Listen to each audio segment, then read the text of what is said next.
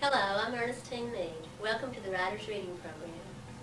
Before I introduce my guest today, I would like to remind everybody about the poetry contest that we're having. You have just until February 14th to get your poems in. And we have 4 categories. That's 4th, 5th, and 6th grade, 7th, 8th, 9th, 10th, 11th, and 12th, and adult. I want to stress that we have this for adults this time because the previous years we've only had it for school children. So you adults, think about this and get your poems in by Valentine's Day, remember. And you have the opportunity to win possibly $50 or maybe $25 and be on the Writers Reading Show. So we've got several poems already, and I get one in the mail just every day or so. I'll get a new poem. And that's fun for me, so please get them in. And now I'd like to introduce my guest. And I'm really pleased to introduce this lady today because she's my sister, my younger sister, the only younger sister I have. And her name is Lola Adkins, but all my life I've called her Jodi for some reason. so I'd like to introduce Jodi Adkins to you right now. Jodi, welcome to the show. Glad to be here. Good. I called Jodi just the other day and asked her to be on, and she was excited about it. And I really hadn't thought about her before, probably because she's my sister. I go around searching for people all the time and didn't even think about my own sister. But she's written several good poems that you'll probably hear some of today. Jodi, you want to tell us something about yourself? I live at Upper Pompey. It's near Coon Creek. I have 2 kids, Heather and Melissa. My husband's name's Ronald Adkins, and he works for Pinkerton. And I've had 2 years of college, and I volunteer at the hospital, and I'm a housewife. You volunteer at the hospital, Pikeville Methodist Yeah. Hospital. What do you do there? Different stuff, different things. Oh, okay.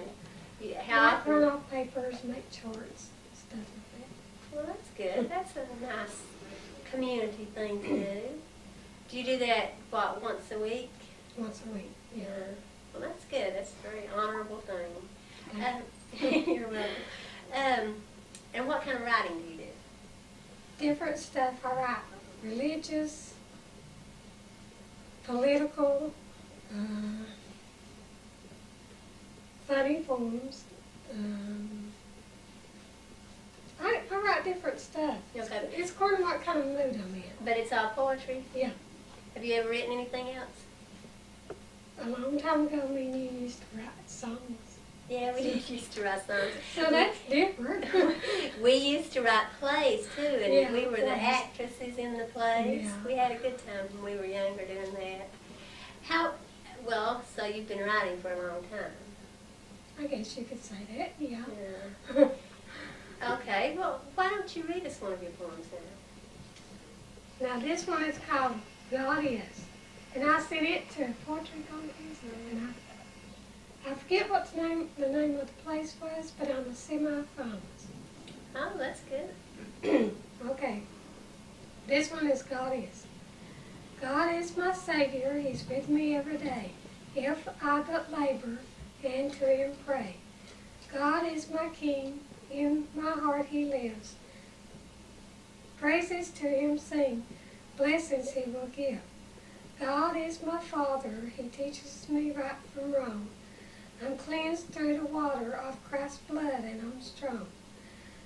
God gave His Son to die for you and me, His body beaten hung on the bitter tree. God gave the world to man, and He loves us all.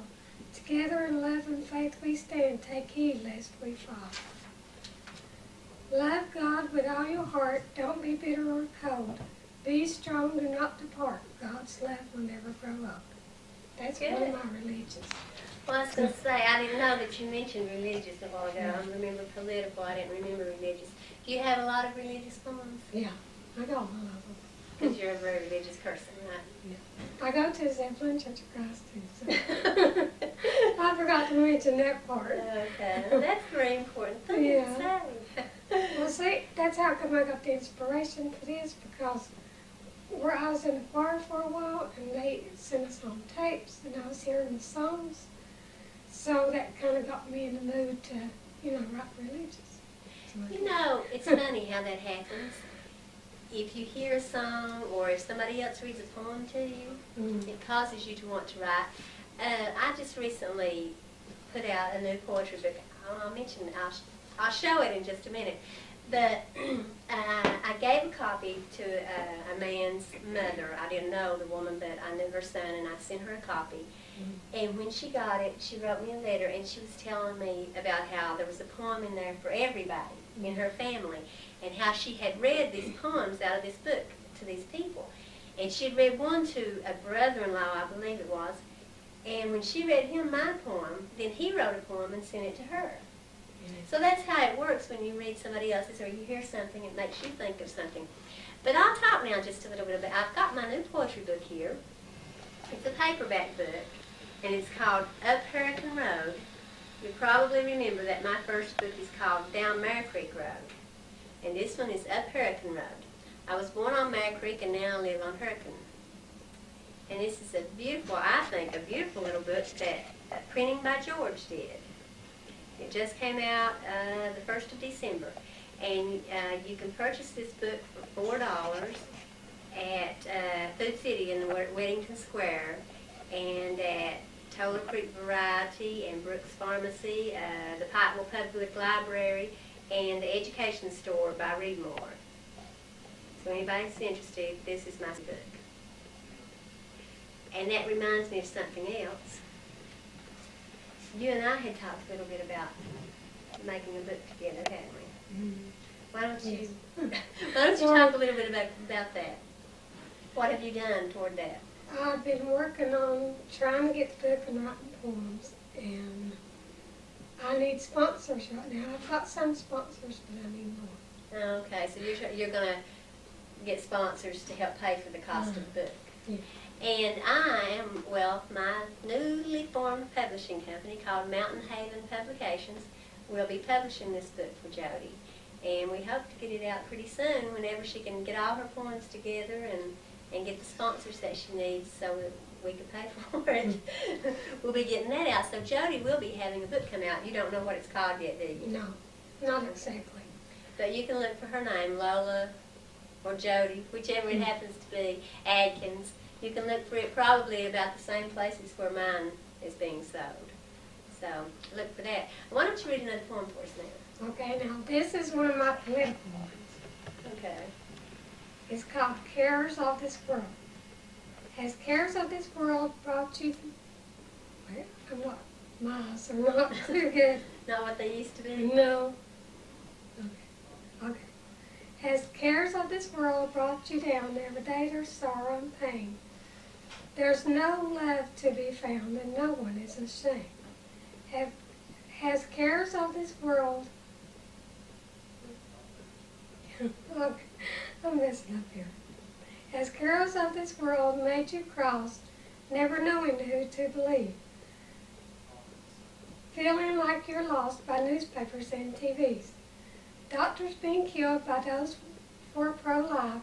Republicans boasting they'll make things right. Kids at school with a gun and a knife. A husband at home beating his wife. People shouting rights for gays. Little girls are mothers to be. Taking the welfare checks away and school lunches will not be free. But people say we love each other. And the helping hand is there. Are you my sister or brother, or that you just don't care? Love your neighbor as thyself. Give someone your hand to hold. Someday you may need help and bear a heavy load. Think before you hurt someone, whether by your words or deeds, because the day may sometime come when you're the one in need. That's interesting. Kind of political. Very bold. I'm kind of like that. So. A rebel at heart. Well, I'm not much into political things. I don't understand politics. Well, I don't either. But I write about them anyway. You can complain, can't you? Yeah, that's right. Yeah, you do have that right. That sounds, you are talented in many different areas. And you think a lot. Yeah, I do that. Sounds like you pay attention to what's going on out there. I try to. Are you very, do you do much, do you vote? Yeah. Do you? I Yeah. voted the last time. I voted for Clinton too. And I'm proud of it. Well, I don't even vote, so I'm not really involved in politics at all. But that was an interesting poem.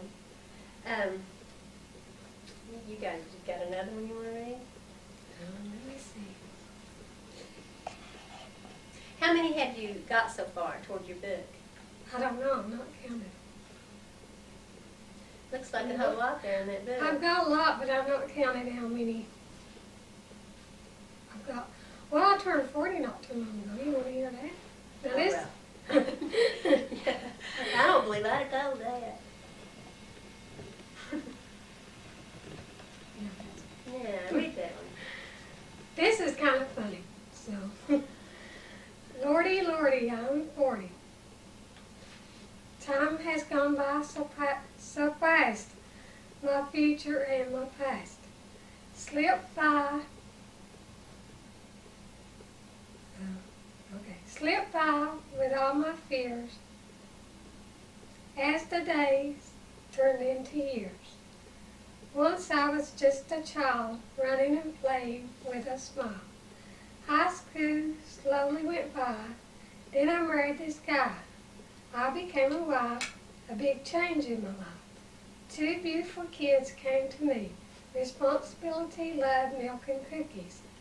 Diapers, bedtime stories, and toys, all full of friendships and joys. Where has the time gone? My kids are almost grown. My hair is gray, not gold. I'm getting old. I love being a mother and wife. Wouldn't change a thing in my life.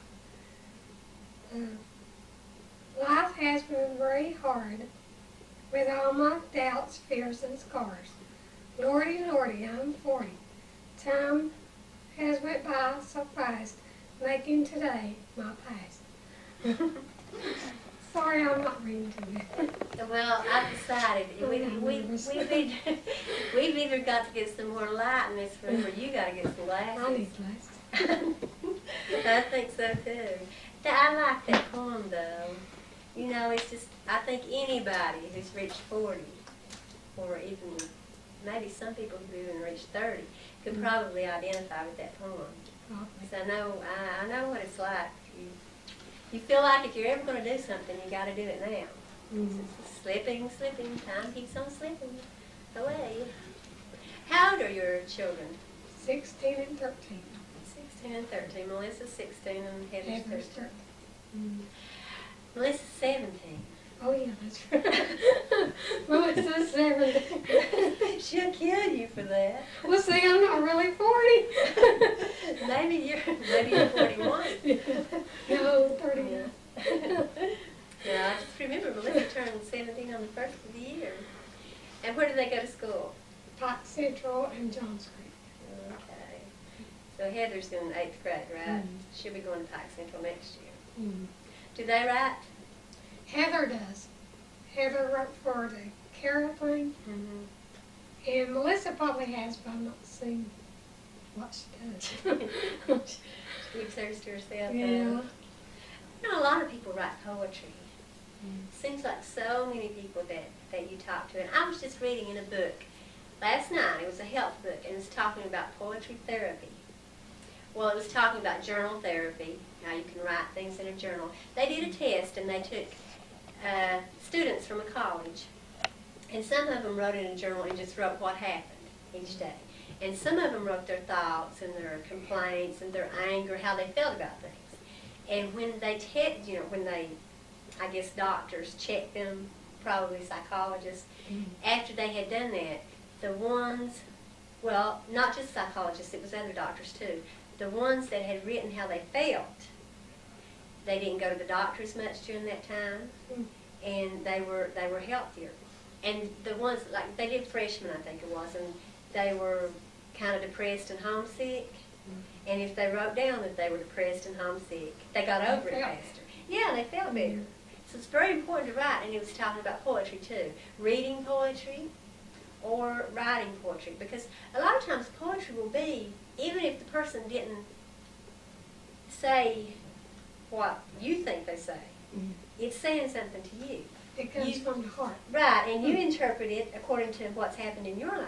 And they said children can learn to accept things better if they'll hear poetry or read poetry, and also writing poetry. Do you ever do it for therapeutic reasons? Yes. Yeah. Me too, I always have. And I keep a journal too. But, I don't do that. well, mostly I write down things that happen just so I'll remember, later on. I like to me, writing poetry is like it's telling a story, a little short story, because I have no patience anyway. So see, what I'm saying is I couldn't sit down like to write a whole story or a whole book because I wouldn't have the patience. I like it over, Yeah. Well, and then that's good for people who like to read things quickly and get something out of it right away. The thing I like about poetry, one of the things I like about poetry is that everybody sees a different thing in what you've written, depending on what's going on in their life. One of my poems, is in this new book. My sister, one of my other sisters, Lucy, read it, and she got one thing out of it, and then our cousin Evelyn got something out of it, and our niece Teresa got something different out of it. And I'm not sure either one of them knew exactly what I was saying. Well, that's like me now. I painted pictures. I mean, I've sold pictures. I'm an artist. Well, I used to be. Well, you still are. Yeah. Well, I broke my arm and I don't paint as much. Oh, okay. Anyway, when the pictures that I painted, pictures are like poetry. When people look at them, like I did abstracts, I did different stuff then too. And people would look at it and see different things. Yeah. So same way with the poems. Yeah. Did you take creative writing in college? I think I did. Now, how about art? I took art in probably classes. I can't remember. Yeah. Well, I remember you took art in high school. I didn't remember about college, whether you did or not. I don't remember my classes I took. Well, you know what you could do? You could write and illustrate your own books. Yeah. That would We be do good. that. Yeah. Well, you want to read something else? This is called Friends of Being Near. I like this one. Now, this is a little bit depressed. But then, where I visit the hospital, I understand how people feel. So, I guess, and then sometimes I'm at the house too and alone, and so I kind of, like I said, between the hospital and me, I understood how they felt. So that's why I call it Friends Being Near. At home, all alone, by myself with nothing left but the thoughts of my life with the joys and the strife. Wanting someone to understand, sitting near to hold my hand. My eyes become moist, wanting to hear a voice softly speaking, it will be okay, I'm here, I won't go away. To laugh, to smile, to laugh, to smile, to dream for a while, of friends being near and not crying to tears. Tears where I find rest falling down upon my breast. Feeling sorry for me, wondering why others can't see. That people need a hand to hold, even if they're young or old. To see and talk for a little while, making friends turn to smiles. Do you do a lot of just talking to patients in the hospital, visiting? Sometimes I think that's more important than doing some physical thing for them. Well, that's what the nurses sometimes wants me to do, is just talk. They don't want me to do any papers. Well, sometimes I pass ice and stuff. They don't want me to do that. They'll say, go talk to somebody. Yeah. So I think people, especially in the hospital, need somebody to talk or just to listen, make them feel like you care about them. I guess that's why we're supposed to visit people. You cheer them up. Right, and you know what, when you cheer somebody else up, you get cheered up too. That's what I was going to say. Yeah. Sometimes you might even feel worse than they do, and And when you Yeah. go home, you feel better. Mm-hmm. And Because you've done something for somebody. right. And they'll end up cheering you up more than you did them. Well, what else do you have? I got a poem about my sisters. You want to hear that? I don't know. Well, put it this way, to my other sisters, I'm sorry if I make you mad. And I'm sorry if I make you mad. No, this is all in fun. You want to get off this show alive, don't you? But it's all in fun. Okay. Willie and Lou and Dean and Ernie. And at the end, I'm not exactly being nice to me either. I don't Okay. think. You know. I can take it. Okay. It's called My Sisters. Sisters, I've got 4, I don't want any more. 4 bosses over me, telling how I should be. Lou, the oldest, is very kind, helping others with her time. Softly spoken, quiet and meek, baking bread and sewing all week. Willie is honest, forthright and true, a friend who watches over you. A rock, strong, not weak, running a store and teaching all week. Being quiet, honest, and true, preacher's wife and teacher's aide at school. Well read, has the proper words to say, a friend that lives far away. Ernie, a poet, a rebel at times, helps others but has her own mind. A friend if she's there, ready to listen, won't find her in the kitchen. Me, honest, yet unkind, a friend if you spare the time. Misses her family, yes you 4, my sisters of whom I adore. I love you guys. Me, a rebel. I'll have you know, I do go to the kitchen every once in a while. Oh, I'm sorry. I like desserts. I do make desserts. Well, I should have said you had a sweet tooth. Didn't you? I can make macaroni and cheese. Well, I can too. I think that was very insightful. I really do. I think you got everybody just to a So T. I'm not kicked out of family. Not for that poem. Okay. Something else. We'll see what else goes on. I like that. Are you going to put that in the book? I'm planning on it. I mean, if my sisters like it, I won't worry about them. Oh, guess I won't give you Christmas presents this year, will don't bother coming to the family reunion. I? What else do you have? You got anything else? Well, I have a poem about where I live at. Oh, okay. Upper Pompey? Wait.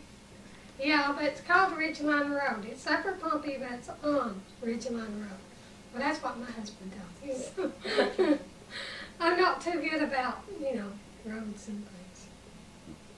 Upper Pompey on Ridgeline Road is happy, wait. Okay, I need to get focused here. I need a license. Okay, I'm going to start over again. Ridgeline Road. Upper Pompey on Ridgeline Road is happy, sad, warm, and cold. Simple lives for the young and old. Country living with people you know. Long ago on the Appalachian Mountains, Indian carved water fountains. Cold banks and moonshine stills. Herbs cured many who were ill. As days of old, spring buds flowers with warm, wet April showers. Birds protecting the young fly to the nest like cardinals and robin redbreast. Fall the leaves fly wildly overhead, colors like yellow, orange, and red. Running to catch the wind and fly, frost on the pumpkin growing outside. Winter glistening, white and cold. Snowed in for weeks, nowhere to go. Sleigh rides, snow cream, snowball fights, praying for the electricity stay on at night. Summer days get long and hotter, playing fishing at the backwaters. picnics, water fights, or anything cold. This is life on Ridgeline Road. I'd say you all did have a time during the big storm, didn't you? We were snowed in for a week. Couldn't get out at all? Uh-uh. How many inches did you get, do you know? We got about 2 foot maybe that everybody got. Yeah. We got the whole. I think I heard on TV that Pikeville got 22 inches. I'm not sure. Well, see, we get more because one time the radio station did a thing and they said whoever has most snow, call in. We called in and said how many we had. I think it was last winter or winter before last. And they didn't believe us. I mean, we'll get snows like, big ones, or even during the spring, and nobody will believe us where we live at, How long have you lived there? About 10 years, or maybe going on 11. You like it? Sometimes, like I said, sometimes it's warm, cold, Yeah. happy, sad. So, Where does that road go to? I mean, I know you go up Coon Creek, and then you turn toward Upper Pompey, and before you cross that hill, you go down to your house. But if you go on across the hill, where does that go? Over on the other side, it goes over toward Jonathan, and I don't know where Grapevine is where you end up at. Okay, so you don't end up, can you go to Virginia that way? Yeah.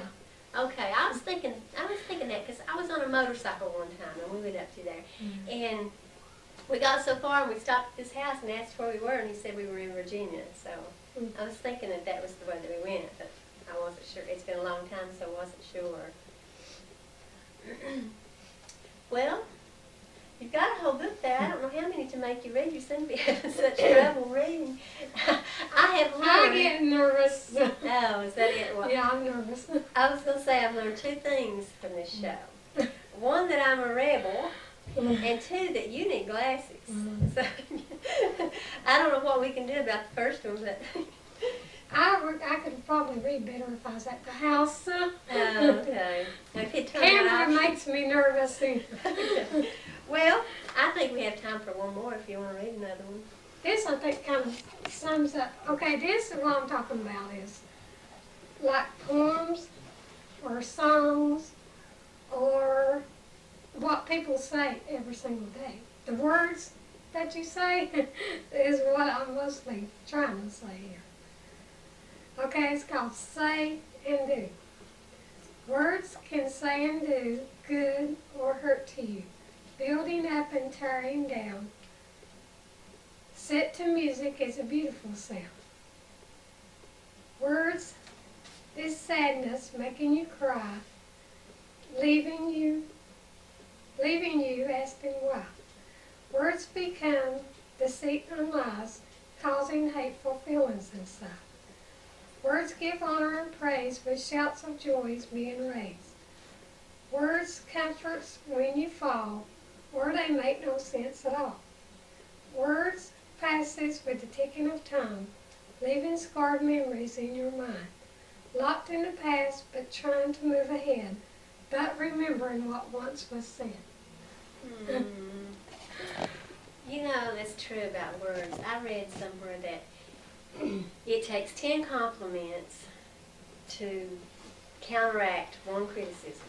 And I think that's probably true because when somebody criticizes you, you remember that. And you can stay depressed all day from 1 criticism. But it can be years and years, and you'll still remember what somebody said. I know. I mean, that's what I'm saying at the end. Yeah, it's hard to forget when somebody criticizes you. For some reason. And I think that's probably why we need to do more complimenting than we do. So you're going to remember that I called you a rebel. Yeah, I remember that the rest of my life. Plus it's on tape. Yeah. Jodi, I've really enjoyed this. This was fun too, except for being nervous. Well, you did okay. I think maybe it's the lighting, I don't know. Well, the lights at first was kind of bad. Yeah. And my eyes are not as good. Since you're 40? Yeah. I think I'd have my eyes checked too. I think I need them checked. Well, I want to remind everybody before we go off about the poetry contest. Be sure you just have a few more days to get your poems in. So if you want to enter them, and have us read and judge them, then get them in. And I need to give you that address too.